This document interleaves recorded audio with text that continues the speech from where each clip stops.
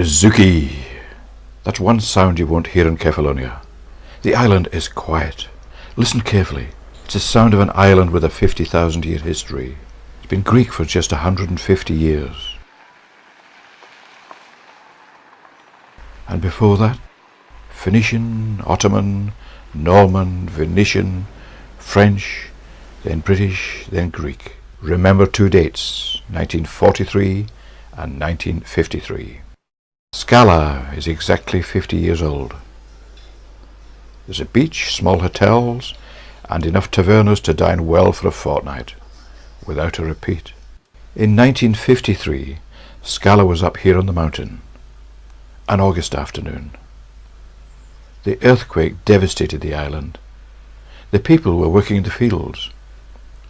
650 people died, and 180,000 lived. But now there are 30,000. The towns and villages were a wilderness of rubble. One building, one roof in reinforced concrete, the bakery. The dead sleep here. The villagers moved down to the sea. Old Skala, amongst the olives, forgotten. Kefalonia in 1953. Poros is a sleepy town, a ferry port for the mainland, but just once a day, early. The town is round the headland, a shingle beach and a line of tavernas. The mountains crowd in. A 15-mile mountain drive takes us past Mount Aeneas to Sami. Sami became the island capital in Captain Corelli's mandolin, bombed and invaded in 1943. The filmmakers used the seafront in Sami, but they had to construct old frontages. Remember 1953. Melissani was uncovered in 1953. The roof fell in. Get the singing boatman.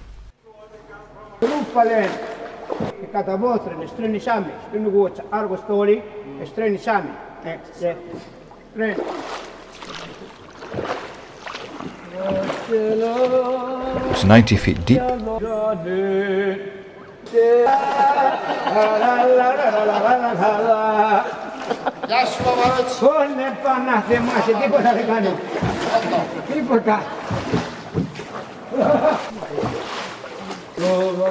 And the water is connected to the sea just half a mile away, but it's also connected to the sea 15 miles away across the island at Argostoli by underground systems.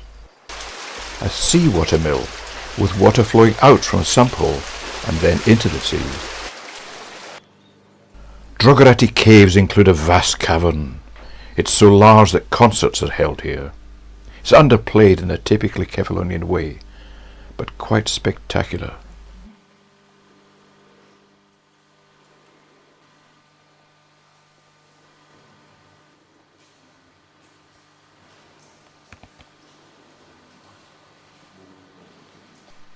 Watch for bats.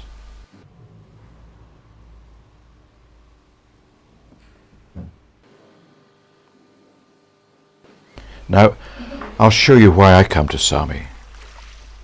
A quiet back lane takes you to Anti-Samos. That's Ithaca across the water.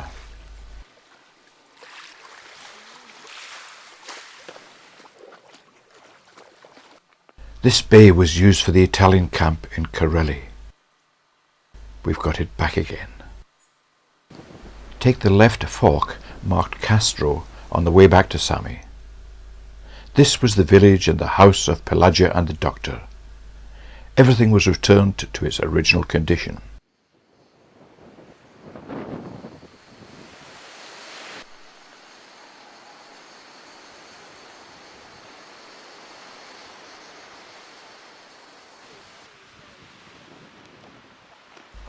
A few hundred yards up the road, now step gently.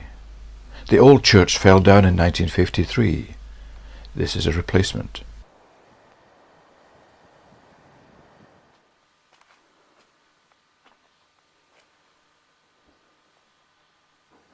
That's the old bell. But look at the stones around you. Look at the size of the stones and the layout.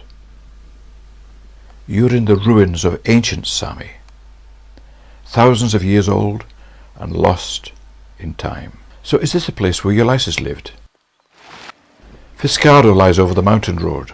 There's no choice. It's named after Giscard, a Norman invader who died here in 1082. It's pretty, it's posh, it's expensive. Let's move on to Assos, the village on an isthmus. So quiet.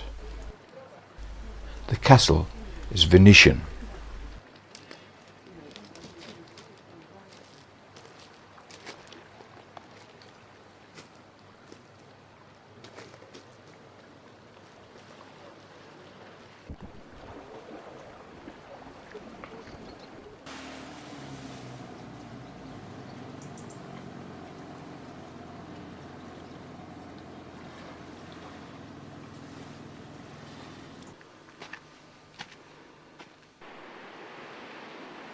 There was a sort of an engagement in Argostoli, yes. And we wondered whether this monument... If you're going to talk loudly, please stay away.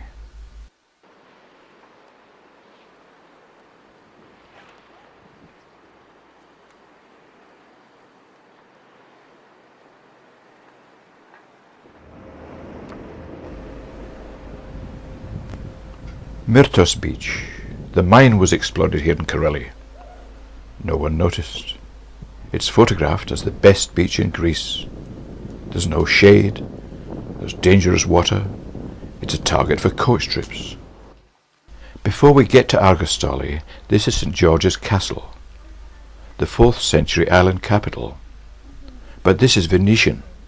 A tunnel leads 5 miles down to the sea at Argostoli. This was last used by a few escaping Italians in 1943. Argostoli is modern, busy and friendly.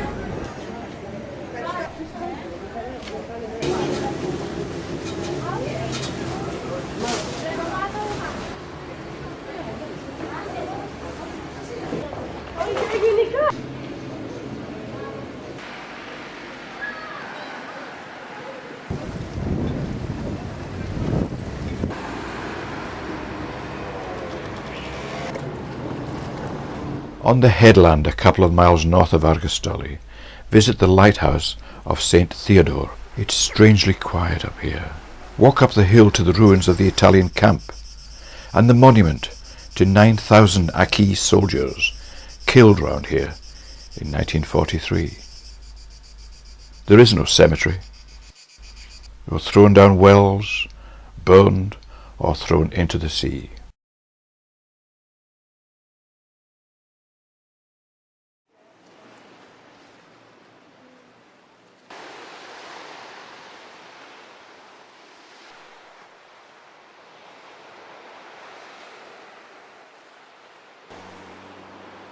Finally, St. Thomas Beach. There are 2 tavernas. There's parking for my car. Just the sea. It's clear, it's calm. The sun. That's Kefalonia. A little sad, but so beautiful.